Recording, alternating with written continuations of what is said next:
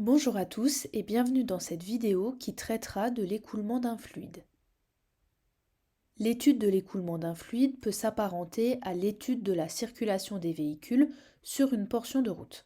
À un instant donné, un observateur peut mesurer la vitesse du véhicule qui passe sous ses yeux. Il peut aussi apprécier la densité du trafic en mesurant la distance moyenne entre deux véhicules qui se suivent sur cette route.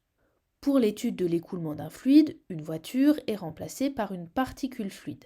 Une particule fluide est une petite quantité de fluide contenue dans un volume de référence, un cube par exemple, dont le côté est grand devant la distance moyenne entre les entités et petit devant la distance caractéristique de variation des grandeurs. En un point m de l'espace et à un instant petit t, les grandeurs caractéristiques de l'écoulement du fluide sont celles de la particule fluide qui passe par m à l'instant t. Ainsi, on définit les champs de vitesse notés v, de pression notés p et de masse volumique notés ρ. L'étude de l'écoulement d'un fluide est complexe, mais elle peut toutefois être simplifiée sous certaines hypothèses. Les hypothèses qui poseront le cadre de ce chapitre sont les suivantes. On considérera toujours un fluide parfait, c'est-à-dire non visqueux, dans lequel les forces de frottement au sein du fluide sont négligées. Le fluide sera incompressible et homogène, sa masse volumique est constante au cours du temps et au sein du fluide. L'écoulement sera considéré comme laminaire, l'ensemble du fluide s'écoule dans la même direction sans que les différences locales se contrarient, par opposition au régime turbulent fait de tourbillons qui se contrarient mutuellement. L'écoulement est supposé en régime permanent, la vitesse et la pression en tout point du fluide sont indépendantes du temps. On considère un fluide qui s'écoule au sein d'une conduite de section S. Le débit volumique, noté dV, est le volume de fluide qui s'écoule par unité de temps à travers la section de la conduite qui délimite l'écoulement du fluide. On a dV est égal à V divisé par delta T, où dV est le débit volumique qui s'exprime en mètres cubes par seconde, V est le volume du fluide qui s'écoule en mètres cubes, et delta T la durée d'écoulement du fluide en secondes. Cette relation est à connaître. Le volume de fluide s'écoulant pendant une durée delta T est V est égal à S la section fois L la longueur du volume, avec L est égal à petit v fois delta T, où V est la vitesse d'écoulement du fluide. Petit l est donc la distance parcourue par la particule fluide en une durée delta T. De ce fait, le débit volumique dV est égal à S fois L divisé par delta T.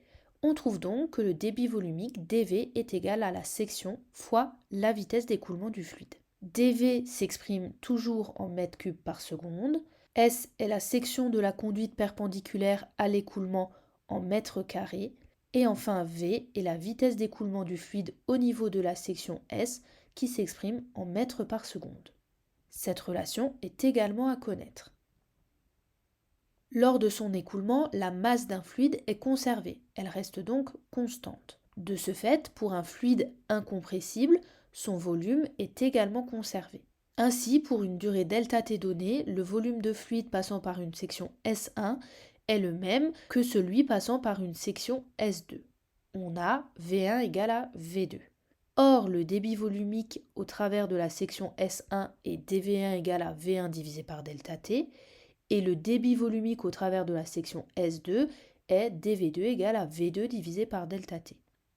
Comme le volume est conservé V1 égale à V2, alors dV1 égale à dV2. Le débit volumique est conservé au cours de l'écoulement d'un fluide incompressible en régime permanent. Par ailleurs, on a montré que le débit volumique est égal au produit de la section fois la vitesse d'écoulement du fluide. Si le débit volumique est conservé et que S1, la première section, est plus grande que S2, la deuxième section au travers de laquelle s'écoule le fluide, alors V2, la vitesse au sein de la deuxième section, est plus grande que V1, la vitesse d'écoulement du fluide au travers de la première section.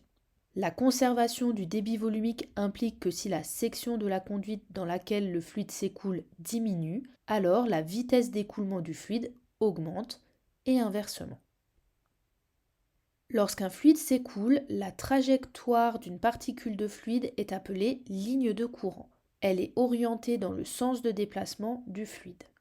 Soit un fluide incompressible, satisfaisant les hypothèses que nous avons mentionnées plus tôt dans la vidéo. On suppose que les forces pressantes sont les seules forces non conservatives qui s'exercent sur une particule fluide se déplaçant le long d'une ligne de courant d'une position A à une position B. En utilisant le théorème de l'énergie mécanique, on trouve la relation qui s'affiche à l'écran. En divisant chaque terme par le volume, on trouve la relation de Bernoulli qui relie en toute position du fluide appartenant à une même ligne de courant la pression P, la valeur petit v de la vitesse et la coordonnée verticale z de la position. Soit un fluide incompressible et parfait en écoulement permanent. Une ligne de courant horizontale relie les positions A et B. On a donc ZA égale à ZB. L'aire de la section droite en B est inférieure à celle en A. Étant donné la relation de Bernoulli, comme ZA égale à ZB, alors on peut écrire que la pression en B est égale à la pression en A plus 1 demi de ρ, facteur de la vitesse en A au carré, moins la vitesse en B au carré. D'après la loi de conservation du débit volumique, comme VB est supérieur à VA, alors la pression au point B est inférieure à la pression au point A. Le long de l'écoulement horizontal et permanent d'un fluide incompressible et parfait, l'effet Venturi correspond à l'augmentation de la vitesse du fluide et à la diminution de sa pression lorsque l'aire de la section droite diminue. Pour finir, résumons les notions qu'il est important de retenir. Les hypothèses de l'étude de l'écoulement d'un fluide doivent être connues. Le débit volumique noté dV est le volume de fluide qui s'écoule par unité de temps à travers la section de la conduite qui délimite l'écoulement du fluide. On a dV est égal à V divisé par delta T, mais également dV est égal à S, la section qui délimite l'écoulement du fluide, fois petit v, la vitesse d'écoulement du fluide. Le débit volumique est conservé au cours de l'écoulement d'un fluide incompressible en régime permanent. Cette conservation implique que si la section de la conduite dans laquelle le fluide s'écoule diminue, alors la vitesse d'écoulement du fluide augmente et inversement. La relation de Bernoulli relie en toute position du fluide appartenant à une même ligne de courant la pression P, la valeur petit v de la vitesse et la coordonnée verticale z de cette position. Le long de l'écoulement horizontal et permanent d'un fluide incompressible et parfait, l'effet Venturi est l'augmentation de la vitesse du fluide et la diminution de sa pression lorsque l'aire de la section diminue. Je vous remercie d'avoir regardé cette vidéo et à bientôt.